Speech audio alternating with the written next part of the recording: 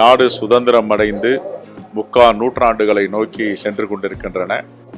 எப்படி நாடு விடுதலை பெற்றது என்பதை காங்கிரஸ் பேரியக்கத்தின் தியாகிகள், சுதந்திர போராட்ட வீரர்கள் அனைவரும் நமக்கு கொடையாக கொடுத்த அந்த சுதந்திரத்தை, சுதந்திர காற்றை சுவாசிக்க நமக்காக உழைத்த பெருந்தலைவர்களை நாம் நினைவு கொள்வோம்.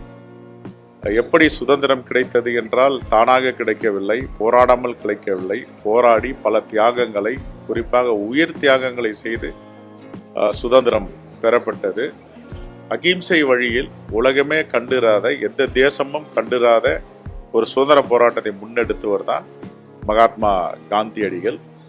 அது தண்டி யாத்திரை ஆகட்டும், அவர் நடத்தின அகிம்சை இயக்கமாகட்டும், மக்கள் நல்வழிப்படுத்துதலாகட்டும், உலகத்திற்கே ஒரு முன்மாதிரியான வழிகாட்டியாக திகழ்ந்தவர் மகாத்மா காந்தியடிகள்.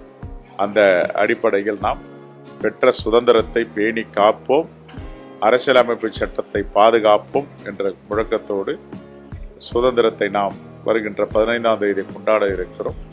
ஜெம் தொலைக்காட்சி நேயர்களுக்கும் பொதுமக்களுக்கும் காங்கிரஸ் பேரியக்க தோழர்களுக்கும் என்னுடைய சுதந்திர தின வாழ்த்துக்களை தெரிவித்துக் கொள்கிறேன்.